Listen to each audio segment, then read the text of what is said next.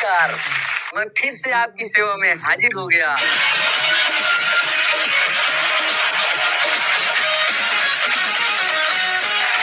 Thank you. वैसे ये किस्सा नहीं है बताने का,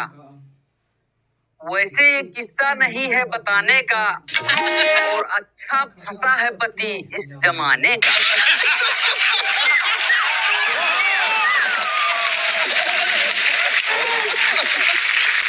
और मेरा बिल्कुल भी मन नहीं करता है कमाने का,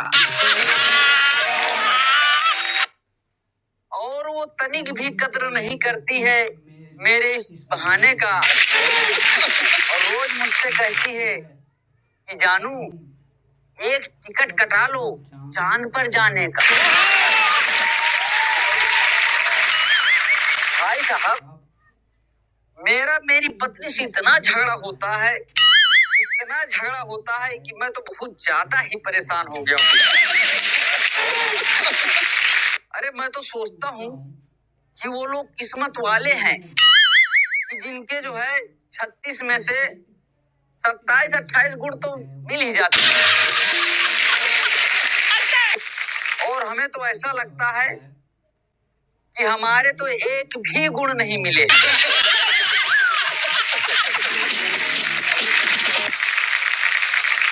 मेरे घर में इतना झगड़ा होता है कि मैं बिल्कुल तंग आ गया हूँ।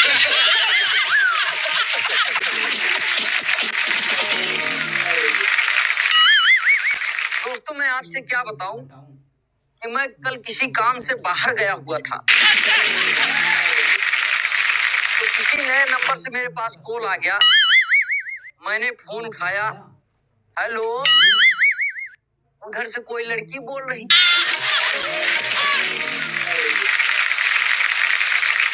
बोली क्या आप शादीशुदा हैं? तो मेरे मन में लड्डू फूटा। हम कहा जी नहीं, मैं इस धरती पर पूरे ब्रह्मांड में बिल्कुल प्योर और शुद्ध सिंगल हूँ।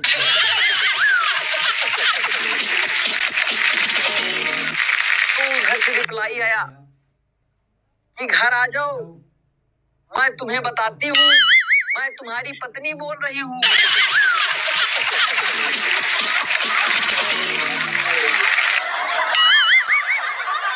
मेरी जिंदगी में पहले ही बहुत लड़ाई झगड़े हो रहे थे, मुझे पहले ही बहुत टेंशन हो रही थी, अभी एक टेंशन ये और हो गई।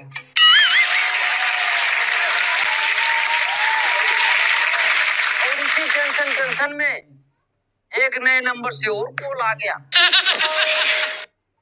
मैंने फिर फोन उठाया। हेलो, कौन? उधर से फिर लड़की बोल रही है। क्या आप शादीशुदा हैं? तो मैंने सोचा मेरी पत्नी ने ही किया होगा, तो मैंने कहा जी हाँ, मैं बिल्कुल शादीशुदा हूँ।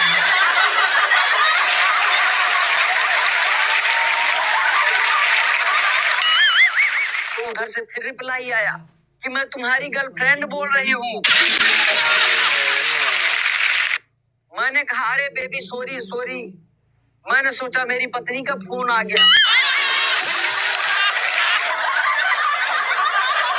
उधर से फिर रिप्लाई आया कि मैं तुम्हारी पत्नी ही बोल रही हूँ, घर आ जाओ कमीने, फिर बताती हूँ। अब मैं जैसे तैसे करके घर गया, जैसे बाइक से उतरा और बाइक खड़ी की अंदर गया, वैसे फिर झगड़ा शुरू हो गया। मैं कसम से कह रहा हूँ, मैं आपको बिल्कुल सही बताऊंगा कि रसोई घर का ऐसा कोई मारक हथियार नहीं था कि जिससे कि हमारे ऊपर हमले ना किए गए, पल भर कूटा गया।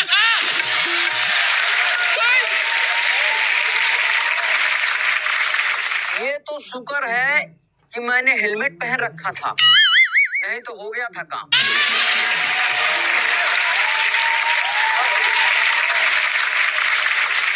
अब हम दोनों का झगड़ा इतना ज्यादा बढ़ गया कि वो घर छोड़कर जाने लग गई।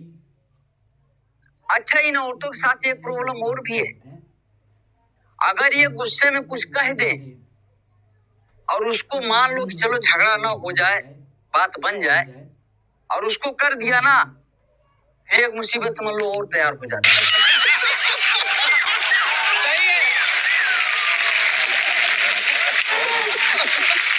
अब हम दोनों में झगड़ा हुआ और वो अपना सामान पैक किया और मैं के जाने लग गई।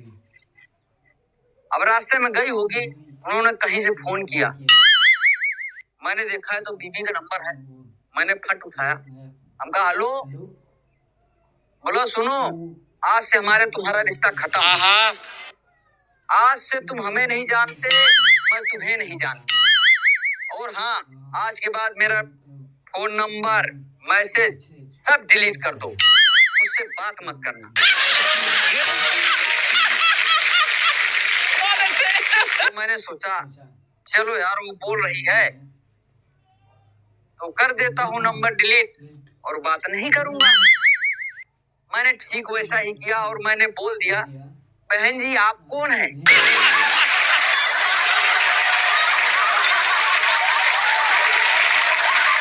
अब मामला बड़े बुजुर्गों तक पहुंच गया। जैसे तैसे करके उन लोगों ने मामले को शांत कराया। अब एक दिन हम शाम को बैठे थे, अब दोनों बातें कर रहे थे। मैंने बोला यार मुझे ना किसी समझदार लड़की से शादी करनी चाहिए थी। उसने फट कहा कि समझदार लड़की तो तुमसे शादी ही नहीं करती।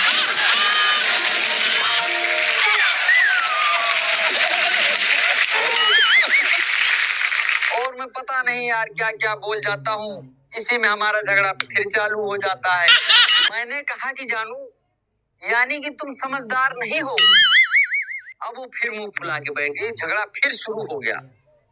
और अब की बार झगड़ा इतना ज्यादा हो गया कि वो 4 दिन तक मुझसे मुंह फुलाए बैठी रही,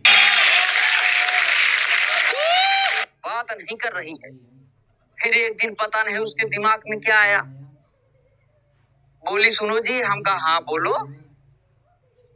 बोली देखो जी ऐसे कब तक चलेगा, और देखो हम लोग साथ में रहते हैं, झगड़ा लड़ाई तो पति पत्नी में होती रहती है। हम कहा फिर? बोला एक काम करो, थोड़ा आप कंप्रोमाइज कर लो, थोड़ा मैं कर लेती हूँ। हम कहा चलो ये भी ठीक है। मैंने सोचा चलो भाई झगड़ा समाप्त हो जाए, जैसे करी वैसे कर लेता हूँ। तो मैंने कहा कि भगवान आखिर मुझे क्या करना है वो तो बताओ। बोला कुछ नहीं, तुम मुझसे माफी मांग लो और मैं तुझे माफ कर देती हूँ। हम कहा चलो कोई बात नहीं, झगड़ा शांत हो जाए, कोई दिक्कत नहीं। मैंने उससे माफी मांग लिया और झगड़ा हमारा शांत हो गया। अच्छा अब झगड़ा शांत हो गया तो हम लोग एक दिन फिर शाम को बैठे, बड़े रोमांटिक अंदाज में दोनों जने बैठे हैं। तो मैंने उससे बोल दिया, यार देखो यार, जो चोरी करता है ना वो बहुत पछताता है। तो भी बड़ी रोमांटिक हो गई, बोले अच्छा, जो आपने शादी से पहले मेरा दिल और मेरी नींद चुराई थी उसका क्या?